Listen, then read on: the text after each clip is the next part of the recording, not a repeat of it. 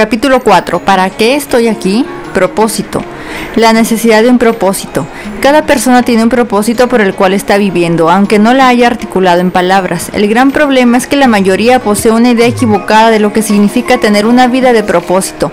Una meta no es un propósito, ella debe ser parte del propósito. Un vendedor pudiera alcanzar sus metas de vender un número específico de sus productos, pero pudiera fracasar en sus propósitos de lograr ser líder en el mercado. Desde que Adán cayó, el ser humano perdió su sentido de propósito y por lo tanto, desde entonces, hombres y mujeres han estado buscando la respuesta en lugares equivocados. Bien dijo el profeta Jeremías: porque dos males ha hecho mi pueblo, me han abandonado a mí, fuente de aguas vivas, y han cavado para sí cisternas agrietadas que no retienen el agua. Jeremías 2:13.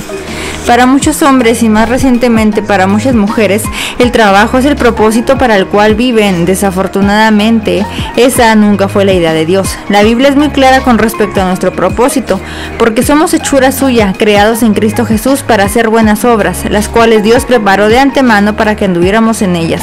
Efesios 2:10. Este es uno de los versículos que más contribuye a mi paz interior y a la vez me mueven a la reflexión. Dios ha preparado las obras que tú y yo deberíamos estar haciendo el día de mañana. Por lo tanto, lo único que se requiere es descubrirlas para luego ponerlas en práctica. Él nos creó con el propósito de hacer esas buenas obras que ya había concebido en la eternidad pasada. Dios ha preparado un camino por el cual debemos transitar. Esto, por supuesto, no significa que no enfrentaremos dificultades que también formarán parte del propósito de Dios. El camino de Moisés por el desierto no fue fácil, pero Dios siempre estuvo presente para abrir el mar y proteger a su pueblo mientras llevaba a cabo su propósito. Creo que muchas veces nosotros nos agotamos y flaqueamos porque estamos nadando contracorriente al tratar de caminar en áreas y por lugares que Dios no ha preparado para nosotros. Pero Dios es misericordioso y nos enseña a volver al camino, como lo hizo con Jonás. Si la actitud de este profeta hubiera sido diferente con respecto a la voluntad de Dios, él no habría tenido que pasar 3 días en el vientre del pez. Muchos de nosotros pasamos temporadas en el vientre del pez, por así decirlo, hasta que somos vomitados en el camino que Dios sí preparó de antemano para nosotros. Algunos quisieran que Dios se apareciera y les hablara directamente, o anhelan tener la visión de un semáforo que da luz verde para avanzar en cierta dirección, pero esa no es la manera como Dios ha revelado sus caminos. Para encontrar el propósito y la dirección divina para nuestras vidas tenemos que esperar, obedecer en la espera y en la actividad, persistir en oración, meditar de día y de noche en su palabra y observar lo que Dios está haciendo en nosotros y alrededor de nosotros.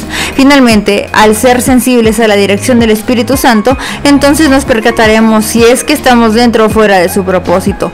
Cuando estemos caminando fuera de las obras que Dios ha preparado para nosotros, nos sentiremos incómodos, insatisfechos y no nos sentiremos plenos ni llenos de gozo ni de paz. El Dios soberano nos ha dado una labor y en la medida que la cumplamos, esa misma labor nos llenará del propósito y significado de manera natural.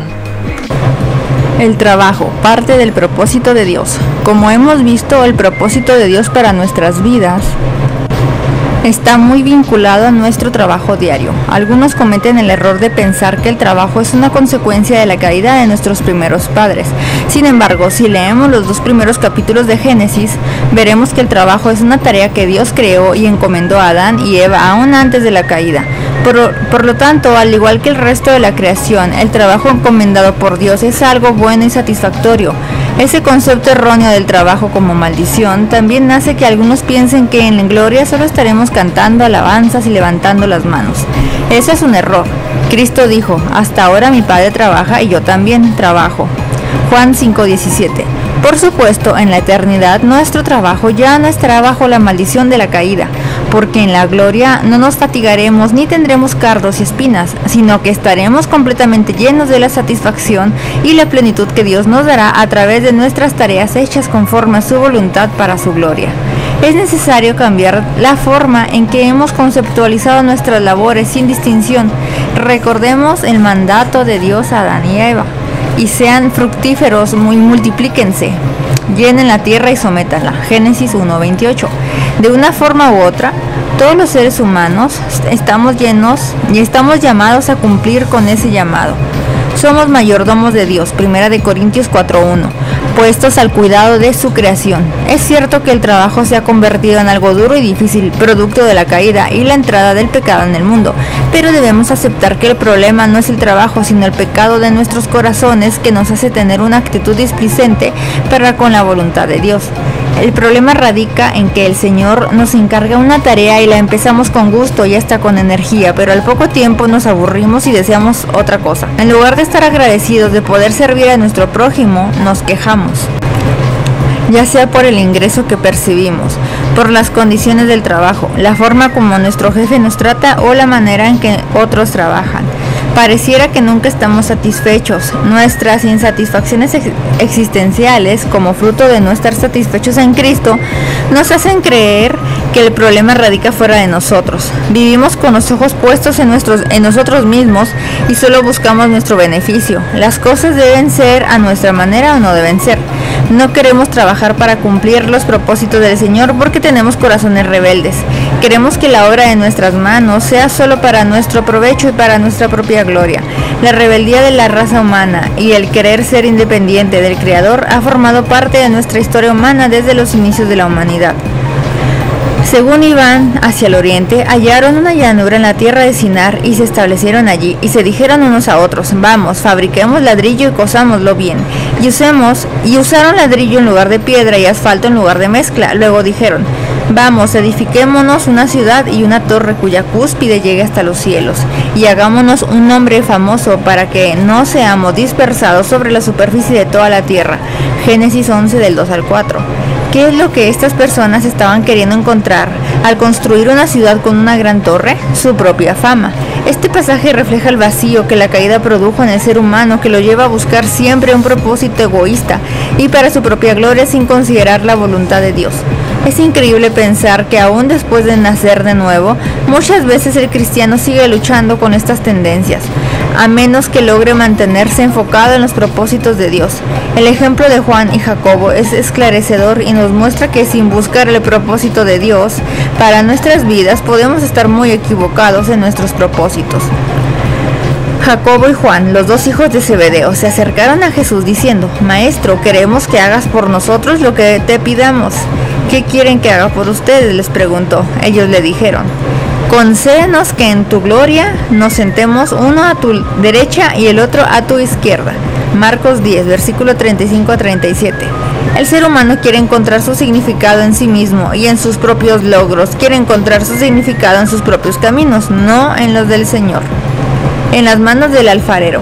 En el capítulo anterior hablamos de cómo nuestra pregunta de origen queda respondida al reconocer que el Señor es nuestro hacedor. Pero ese reconocimiento no es suficiente. Dios no nos creó para luego dejarnos a nuestra suerte.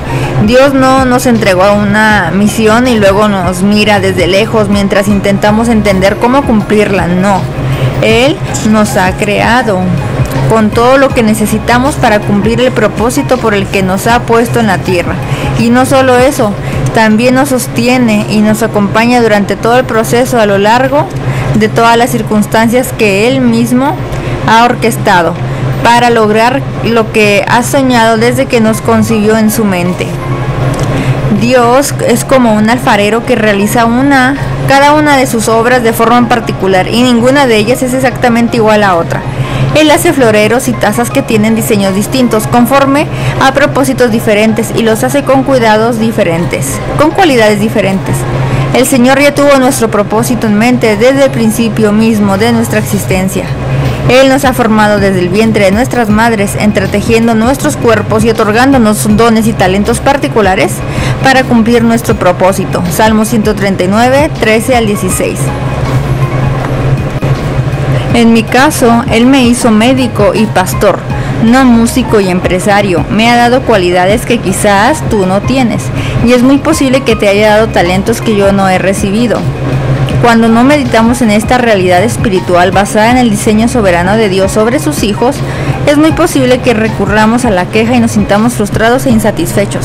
Imagínate que por un momento los objetos inanimados pudieran pensar y sentir. La taza lloraría diciendo: ay, si tan solo fuera florero, nada me haría más feliz que poder mostrar flores preciosas a los demás.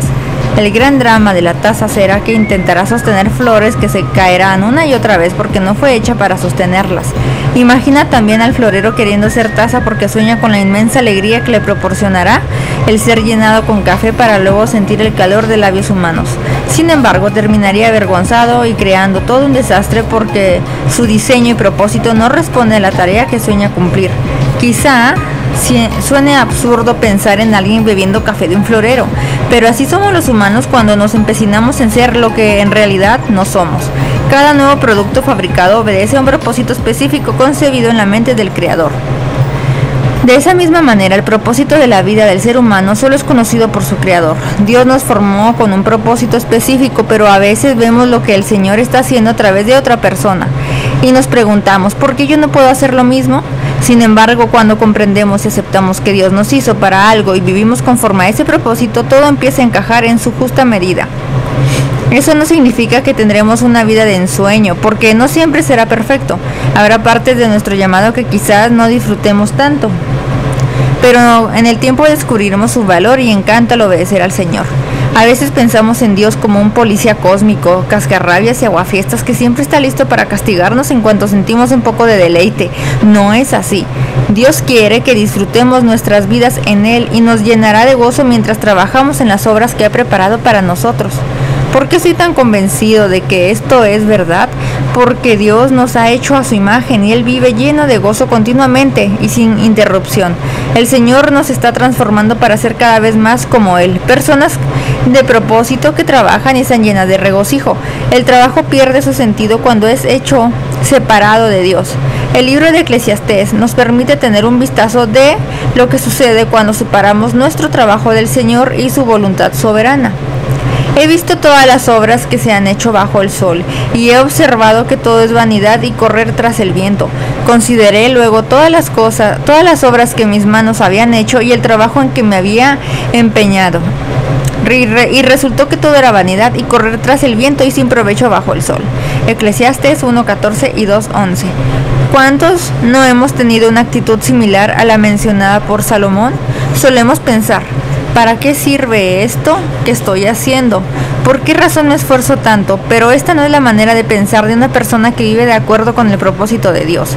Cuando quitamos nuestros ojos de aquel que nos hizo para cumplir su obra, por supuesto que todo parecerá absurdo y sin sentido. Sin embargo, cuando ponemos nuestra mirada en el Eterno, y vemos cómo cada una de nuestras acciones puede ser parte de su plan perfecto para redimir al mundo, empezamos a encontrarle sentido incluso a las tareas más sencillas y cotidianas. Debido a las complejidades del mundo moderno y a nuestras propias inconsistencias, es que debemos examinar continuamente nuestras vidas. La insatisfacción del corazón es una señal de alerta que nos advierte cuando nos estamos despegando del Señor. Agustín de Hipona lo expresó así: nos hiciste para ti y nuestro corazón está inquieto hasta que descanse en ti. Por supuesto, este descanso no será completo hasta que estemos en gloria con el Señor. Sin embargo, no tenemos que esperar hasta ese día para reposar en Él. Aunque en esta vida nuestro reposo no será perfecto, e incluso caminando en el propósito de Dios habrá aflicciones. Los cristianos podemos trabajar mientras descansamos en el Señor. Descansamos en su carácter y en sus promesas, y en que Él es nuestro hacedor y nos da todo lo que necesitamos para caminar en su voluntad. Nuestro Dios es soberano y nos sostiene en medio de cualquier situación. Romanos 8:31 al 38. Recordar estas verdades nos mantiene anclados y llenos de esperanza mientras caminamos buscando agradarle. Hagamos nuestra la oración que el apóstol Pablo hacía por los colosenses. No hemos cesado de orar por ustedes, pidiendo que sean llenos de conocimiento de su voluntad en toda sabiduría y comprensión espiritual, para que anden como es digno del Señor, haciendo en todo lo que le agrada, dando fruto en toda buena obra y creciendo en el conocimiento de Dios. Colosenses 1 del 9 al 10. Por estas razones, los cristianos pueden llegar a ser personas llenas de paz en un mundo inquieto que no encuentra su propósito producto del pecado y la separación de Dios.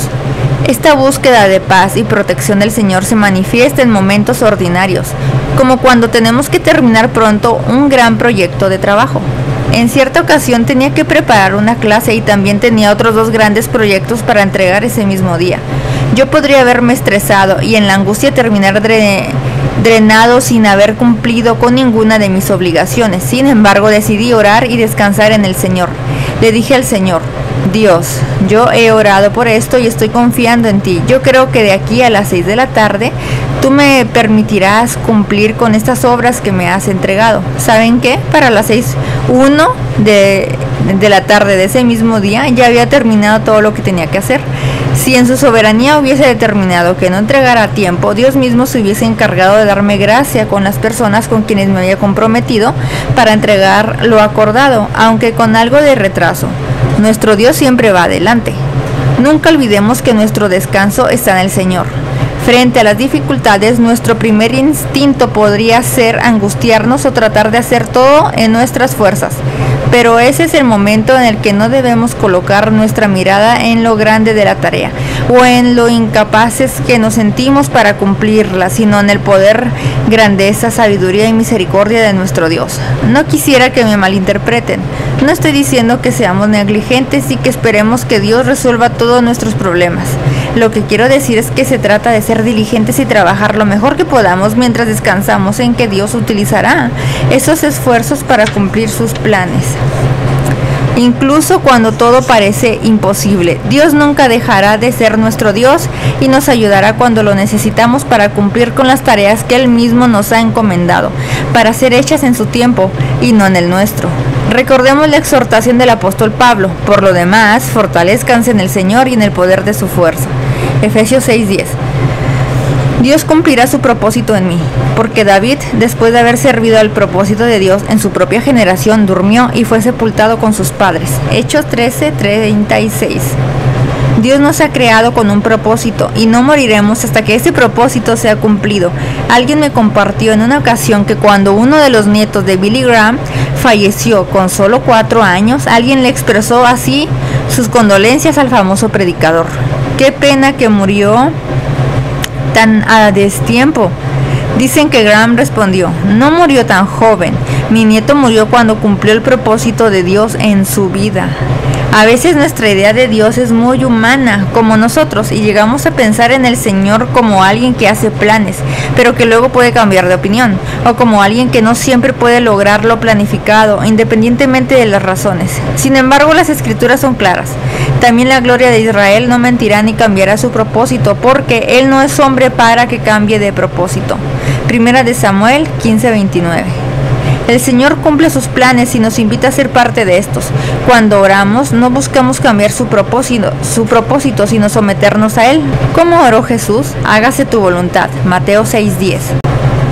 Meditar en todas estas verdades debe llenarnos de paz y tranquilidad. ¿Cuál era la confianza y la oración del rey David, quien, como lo testificó Pablo, murió luego de cumplir con el propósito de Dios para su vida? El Señor cumplirá su propósito en mí. Eterna, oh Señor, es tu misericordia. No abandones las obras de tus manos. Salmo 138:8.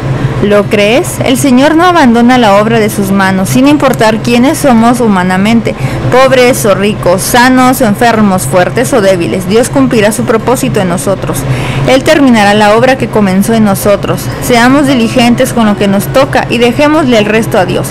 Cuando nuestra misión termine aquí en la tierra, el Señor nos llevará a su presencia. ¿Y sabes qué? Yo me quiero ir, porque si ya cumplí con el propósito de Dios para mi vida, no quisiera vivir ni un solo momento de despropósito en la tierra. Una última reflexión en cuanto al propósito de Dios para nuestras vidas antes de cerrar este capítulo.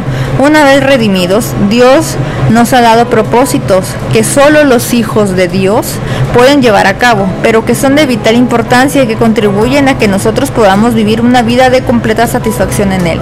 El apóstol Pedro escribió: pero ustedes son linaje escogido, real sacerdocio, nación santa, pueblo adquirido para posesión de Dios, a fin de que anuncien las virtudes de aquel que los llamó de las tinieblas a su luz admirable. Primera de Pedro 2:9. Ese solo versículo nos deja ver cuán privilegiados somos al haber sido elegidos por Dios y al haber sido constituidos por Él como sacerdotes, cuyas vidas se ofrecen como sacrificio vivo y santo, aceptable a Dios. Romanos 12:1. Nosotros somos los corderos ofrecidos en el Antiguo Testamento y somos también los sacerdotes que ofrecen dichos sacrificios. No somos sacrificios muertos, sino sacrificios vivos, como nos llama Pablo en el libro de Romanos. Además, Pedro también nos revela que uno de nuestros propósitos como personas redimidas es proclamar y reflejar las virtudes o las excelencias de nuestro Dios, ahora que hemos sido transferidos del mundo de las tinieblas al mundo de la luz. Esto requiere vidas santificadas y labios dispuestos a testificar de Jesús y de su obra en nosotros, lo cual constituye nuestro testimonio. No olvidemos que nuestro testimonio no es el Evangelio. Este solo testifica del poder del Evangelio. El testimonio de la vida de Cristo, de principio a fin, es el Evangelio, la segunda persona de la Trinidad. Se encarnó, se hizo hombre e incluso se hizo siervo para cumplir la ley a cabalidad, al término de su vida sin haber conocido pecado. Segunda de Corintios 5:21a. Fue a la cruz y fue hecho pecado allí por nosotros. En ese madero murió en sustitución nuestra, pagando el precio de la deuda moral que teníamos con Dios.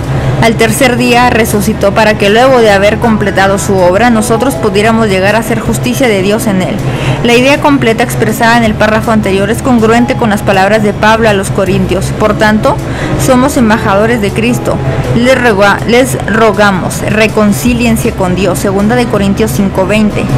Hemos sido constituidos como agentes de reconciliación por medio de su sangre. Ese es parte del propósito por el que hemos sido dejados en este mundo por el momento: proclamar sus virtudes y proclamar el Evangelio para reconciliación del hombre.